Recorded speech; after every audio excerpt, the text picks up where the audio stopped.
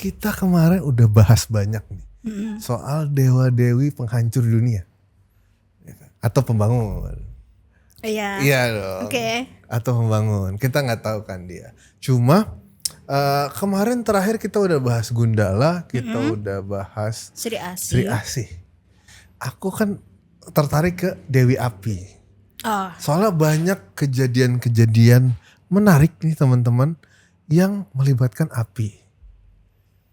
Banyak sih. Itu Dewa Api. kebakaran, Dewa Api itu banyak. Tapi aku tertarik ke satu kejadian manusia yang katanya ada di dunia nyata. Aku nggak tahu ini hoax apa enggak, tapi aku nemu di beberapa artikel ada namanya human combustion, teman-teman. Oh, pembakaran manusia itu ya? Yes, lebih tepatnya gini sih. Manusia terbakar secara tiba-tiba tanpa ada penyebab apapun selain tubuhnya dia sendiri. Oh. Oke. Ngerti nggak? Misterius ini. Ini misteri sekali gitu kan. Itu kenapa bisa kejadian? Kalau temuan kamu gimana, Kak? Nah, kalau temuan aku di dunia nyata ini ada sekitar 200 kasus itu. 200, ada 200? Ada 200 selama Banyak berarti. 3 abad terakhir ini. 3 Tapi, abad, udah 300 tahun. 300 tahun. Tapi yang tercatat yang paling menakutkan tuh ada 3. Oke, apa aja tuh? Salah satunya adalah kasus Matilda Rooney. Pasangan suami istri Matilda Rooney dan Patrick Rooney ditemukan meninggal di kediaman mereka pada malam Natal tahun 1885. Keduanya meninggal dalam kondisi berbeda dengan penyebab yang berbeda pula. Sang suami Patrick Rooney diduga meninggal akibat sesak napas, sementara istrinya tewas terbakar hingga menjadi abu. Nah, seriusan kayak gitu? Iya, Wah. katanya ini pada saat itu Matilda sedang berada di dapur saat tubuhnya tiba-tiba terbakar. Seluruh tubuhnya pun tiba-tiba menjadi abu dan hanya menyisakan serpihan tulang dan bagian kaki yang masih utuh. Waduh. Sementara Patrick Rooney ditemukan meninggal di ruangan lain karena sesak napas akibat asap. Wah. Kasus ini membuat penyelidik kebingungan karena walau tubuh Matilda terbakar, api yang membakarnya hanya membakar dirinya, ya kan? Suaminya nggak terbakar kan? Suaminya nggak kebakar. Iya. Sekitarnya kebakar nggak? Sekitarnya tadi Nggak kebakar kan? Tadi kan soalnya dia doang tuh yang jadi abu. Dia doang. Berarti apinya spesifik ke orang. Iya, ke dia sendiri. Tapi sebenarnya agak mencurigakan sih karena posisi dia di dapur juga. Walaupun kalau emang sama sekali nggak ada yang kebakar, aneh sih, janggal sih. Karena kalau misalnya ada sesuatu di dapur yang memercikan itu, pasti ikutan kebakar. Gitu. Kalau yang kedua ada siapa nih? Ada Mary Reeser Reeser. di Florida. Dia meninggal terbakar di kursi malas. Lagi gitu. Iya, di pojok apartemennya pada 2 Juli 1951. Wah. Editor tolong saya kebakar. Oke. Sampai dia terbakarnya itu sampai dia berupa tengkorak yang menyusut hingga seukuran cangkir. Buset. Terus menemukan beberapa serpihan tulang dan kaki kiri. Nah, Syukuran yang ini, utuh Kak. malah kaki ya. Syukuran ini guys. Iya. Kebakar sampai syukuran ini. Iya, pokoknya tinggal kaki kirinya. Itu juga sama dengan kasus pertama ya tadi. Wah, ngeri banget. Tapi sebelum kita bahas kasus-kasus lainnya lagi, kita opening dulu Kak Diki. Oh, benar. Oke, teman-teman, selamat datang di Teori Teror dan Misteri.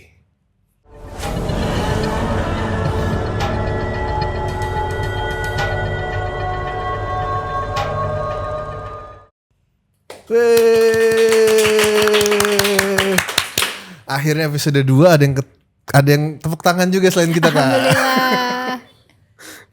Akhirnya ada yang nonton ya. Akhirnya ada yang nonton nih di belakang sini gitu kan. Yanti mana, ada Yanti gak? Gak ada ya. Di Indonesia itu juga ada makhluk, atau kita bisa bilang urban legend lah. Kalian pernah dengar gak? Banaspati. Oh, pernah. Bola api kan? Bola api, itu bentuknya bola kan. Cuman itu kan ya kalau konon kabarnya dia kan selalu bentuknya tuh kiriman.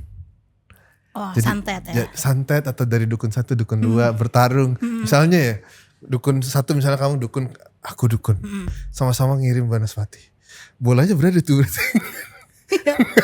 Apakah mereka bisa langsung ya udah disiram aja? Kan nggak kelihatan Disiram katanya. aja. Kalau di yang aku cari, Banaspati ini malah penjaga hutan. Dia bakal berfungsi, misalkan dia atas pintu candi tuh dia ditaruh dengan harapan penangkal pengaruh yang akan masuk ke dalam candi. Oh. Berarti selain yang tadi yang ilmu Beda hitam fungsi gitu, ya, di sana beda fungsi ya. iya, kayaknya ini Jangan-jangan Banaspati itu ada yang baik, ada yang buruk, atau emang dia adalah entah jin atau makhluk astral yang mengabdi. Jadi tergantung pemiliknya siapa. mungkin.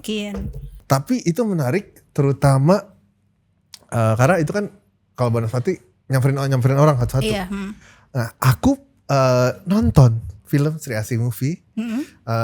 Jadi si Dewi Api itu dia nyamperin anak kecil. Oh, iya. Bahkan dari dia sebelum lahir, lagi mau melahirkan dia disamperin.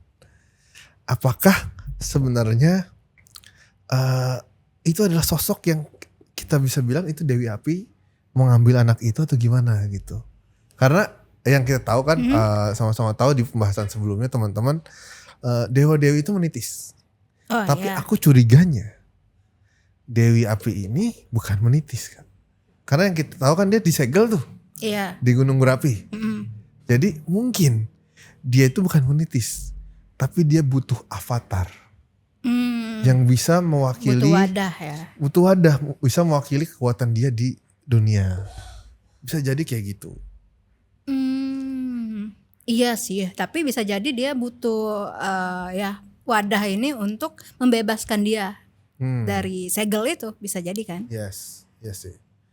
Nah itu Dewi Api. Kalau aku mau bahas tipis-tipis mundur dulu dikit. Coba kita lebih mengenal Dewi Api dikit dari yang kita riset-riset aja. Oke. Gitu kan. Nah yang aku riset, jadi Dewi Api itu dulunya katanya bukan Dewi yang langsung powerful. Jadi dia dari Dewi biasa yang kayak kita atau orang-orang yang punya ilmu lah. Dia belajar dulu dari awalnya dari tangan doang dulu sampai akhirnya bisa semua.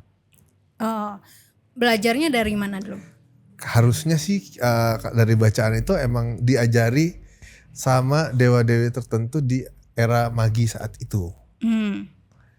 Nah tapi kan kebenarannya belum ditemukan tuh. Itu juga artikel itu dari catatan-catatan lama buku Jaga Bumi gitu yang itu juga dicoret-coret gitu kan. Oke, berarti belum pasti ya? Belum pasti. Karena tapi dia rumornya begitu. Itu kan pas udah gede tuh.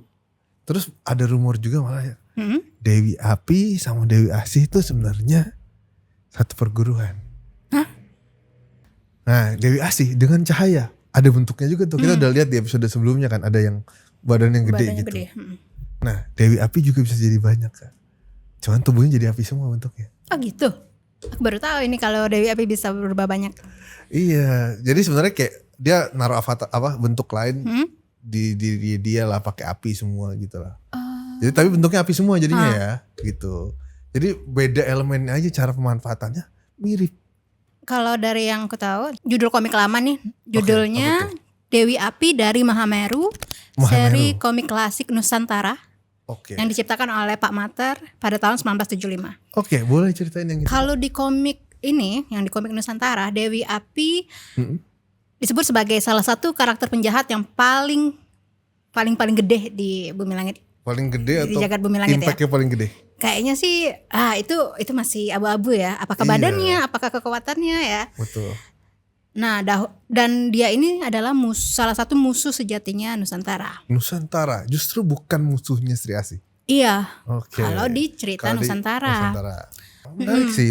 Jadi referensi yang bagus juga buat kita cari tahu soal Dewi Api. Karena kalau aku sendiri, aku lebih tertarik sama kisah nih. Misalnya nih, Bumi Langit punya kisah entah novel baru ataupun cerita baru lah yang diseriskan atau difilmkan gitu. Kalau misalnya ngambilnya justru dari judulnya misalnya Dewi Api dari Mahameru, kalau nggak Dewi Api dari Merapi gitu. Iya. Jadi kayak asal usulnya dia jadi jahat sih. Lebih tepatnya itu lebih menarik daripada kita yang harus lawan dia udah jadi powerful. Tapi mungkin ya dari sudut pandangnya Dewi Api dia nggak jahat sih. menurut dia ya. Itu. Tapi itulah yang menarik kan. Betul. Bagi kita dia villain. Ternyata bagi dia pahlawan. Iya, siapa tahu kalau entah difilmkan, dinovelkan, justru kita tahu perspektifnya dia tuh kayak apa sebenarnya. Nah, Ya kalau teman-teman gimana nih pendapatnya? Apakah kita butuh untuk menjadikan Dewi Api ini sebagai tokoh utama gitu ya? Menarik. Entah di cerita komik, audio series, novel dan sebagainya. Menarik. Komen ya. Nah, aku ada temuan dikit nih dari yang tadi kan kita ngomongin elemen-elemen ya. Kita udah ngomongin banyak tuh dari universe lain lah. Dari ada yang flame on, ada yang plus ultra dan lain-lain gitu. Dan ada yang dari universe Avatar. Aku tertarik banget dari situ. Karena masing-masing elemennya di sana ada pengendali pertamanya. Kayak contoh yang pengendali tanah itu pengendali pertamanya tikus tanah. Terus yang air itu ikan koi bulan lah. Ikan koi bulan lah. Terus abis itu ada angin, bisa terbang gitu. Dan yang api terakhir itu dikendalikan sama naga. Sebelum akhirnya diajarkan ke manusia. Nah, yang justru pengen aku tanya, kalau 9 elemen ini di jagatnya bumi langit, apakah ada makhluk tertentu yang mengendalikan elemen tersebut? Aku jadi inget nih. Jadi kalau di bumi langit kan ada 9 anasir ya. Oke. Ya, mulai dari langit lah sampai ke petir lah. Ya, pokoknya nanti editor tolong ditampilin aja ya. Sini. Nah, selain 9 anasir ini ada 9 lagi. Apa tuh? Namanya 9 naga Merapi. 9 naga Merapi. Nah, bisa jadi nih mereka juga punya elemen-elemen tertentu dan tugas tertentu di dunia manusia. Oke. Apakah mereka adalah perusak? Jadi asalnya dari Merapi Kak atau bukan? Mitosnya sih seperti itu. Mitos yang didokumentasikan oleh Mas Fajar Sungging. 9 naga Merapi. Oh, ya. Menarik. Jadi sebenarnya ada 9 naga. Iya. Apakah yang mafia itu? Mafia? Bukan. Beda lagi ya, beda. Bukan. 9 naga ya. Tapi menarik banget karena pembahasan kita udah lumayan panjang. Tadi bahas Dewi Api. Aku pembahasan terakhir deh. Itu sebelum ke naga. Naga kita simpen dulu ya 9 naga. Tolong tunggu. Aku mau nanya. Jadi sebenarnya apakah benar Dewi Api itu menitis atau enggak? Aku sudah megang ini Virgo, dia juga berkekuatan api. Tapi jujur aja aku nggak tahu sih hubungan dia sama Dewi Api apa. Oke. Apakah ya tadi kamu sudah pernah bilang ya yang kalau Dewi Api bisa menjelma dengan banyak. Jadi banyak lah. Jadi banyak gitu ya. Ngasih dirinya dia kemana-mana lah. Bisa jadi. Ya dia sudah menebar bibit-bibit apinya di dunia ini. Bisa jadi ke korek api? Bisa. Ke kompor? Bisa. Makannya ada yang kebakar tadi. Tapi ini menarik. Ini teoriku terakhir menutup podcast kali ini deh. Apakah ternyata human combustion yang kita bahas di awal pertemuan itu adalah sebenarnya jadi Dewi Api nyamperin orang itu untuk nyobain orang ini layak atau enggak nerima kekuatan gue. Jadi kalau orang ini gak layak, orang itu kebakar sampai hangus. Sedikit kejam. Kalau layak berarti Dewi Api dia disertakan sama kekuatan Dewi Api. Bisa jadi gimana? Sih. Bisa jadi. Kalau menurut kalian gimana? Apakah human combustion itu terjadi di dunia karena ulahnya Dewi Api?